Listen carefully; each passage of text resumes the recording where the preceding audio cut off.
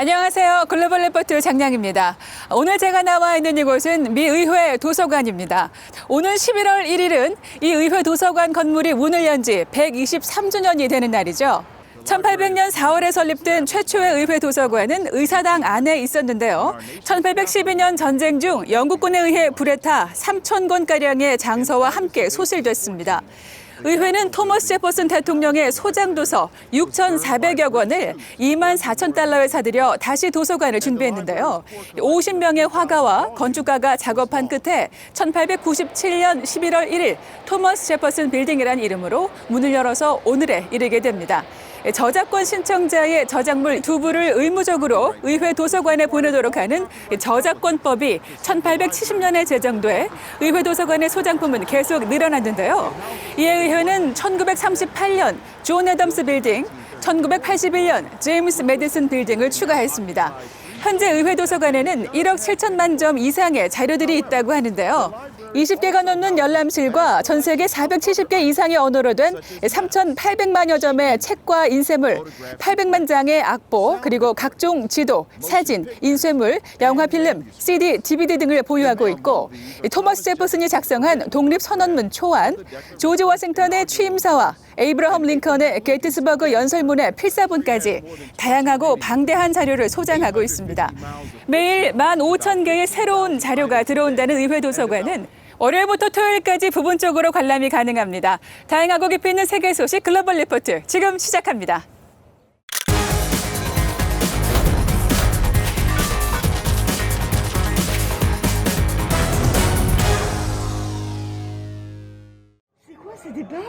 (29일) 아침 프랑스 남부 니스의 한 성당에서 괴한의 칼부림으로 70대 여성 등 3명이 숨지는 사건이 발생했습니다. 니스 시장은 이 사건을 테러라고 규정하며 피해자 중 한 명은 참수당했다고 현지 언론에 밝혔는데요. 프랑스 경찰은 현재 공격범을 체포해 조사 중입니다.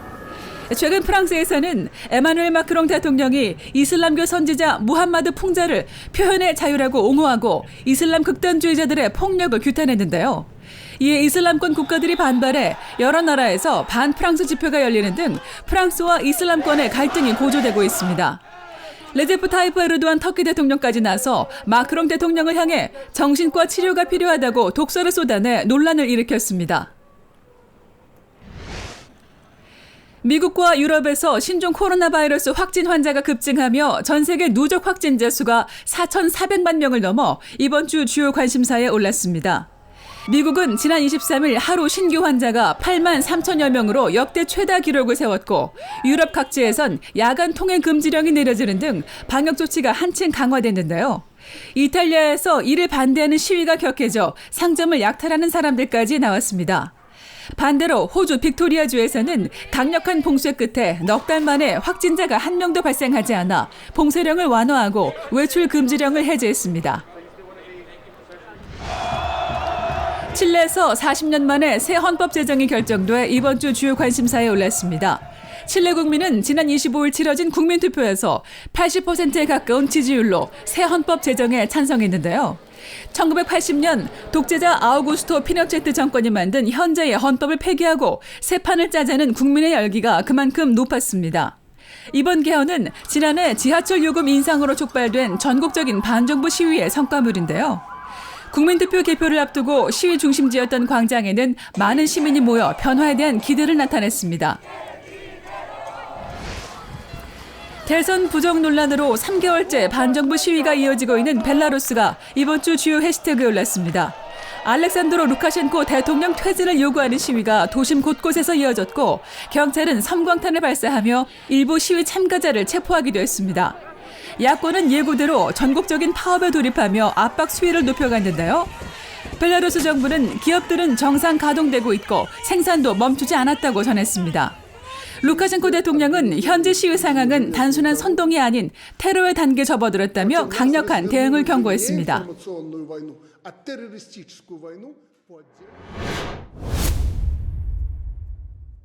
8 days. You believe that? 8 days from now, we're going to win the Commonwealth of Pennsylvania, and we are going to win 4 more great years in the White House.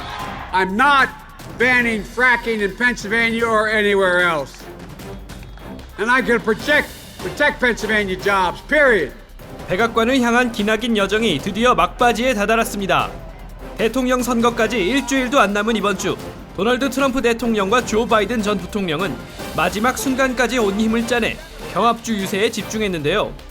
클릭 글로벌 이슈 오늘은 대선 유세 마지막 주, 두 후보의 행보를 따라가 보겠습니다. The 5 key points I would make in this election. Number one, first and foremost, would be Donald Trump. The second would be the COVID pandemic. Third would be the racial unrest. Next would be certainly the economy. And probably the fifth one would be just the overall social conditions that people want change. 이번 대선의 승부는 6개 경합주에서 갈릴 것이라고 지난주 예고해드린 바 있는데요. 남동부 플로리다와 함께 가장 관심을 끄는 곳은 바로 동부의 펜실베이니아 주입니다.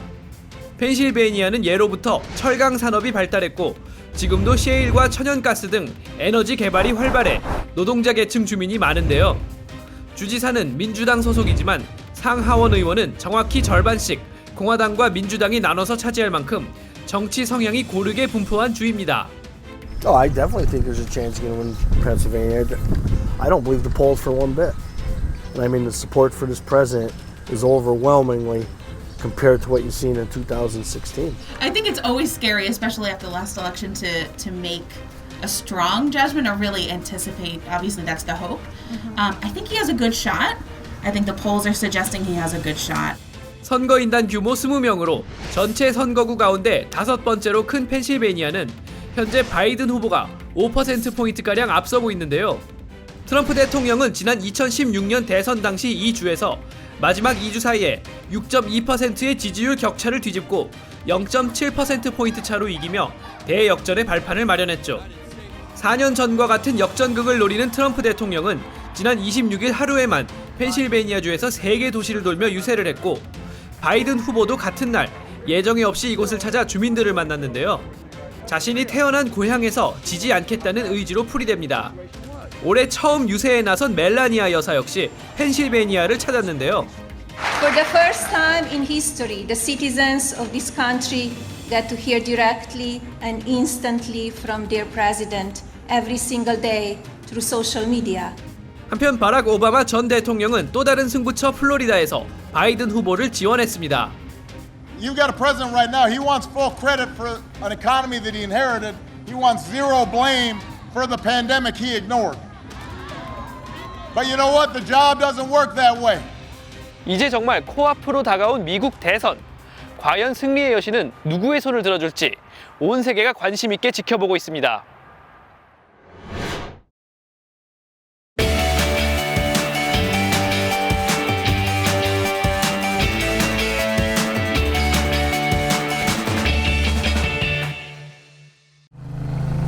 About year 2000, I was riding down the West Side Highway on a Tuesday morning.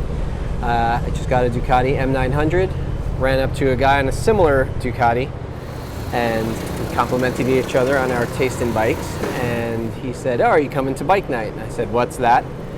He said, "Come on down to the Ear Inn at about 6 o'clock tonight." I did, and was overjoyed to find about 100 to 150 other guys that just wanted to talk about motorcycles. And it was a weekly recurrence that had been going on at that point for something like 15 to 20 years as far as I know. Know where the meetup is?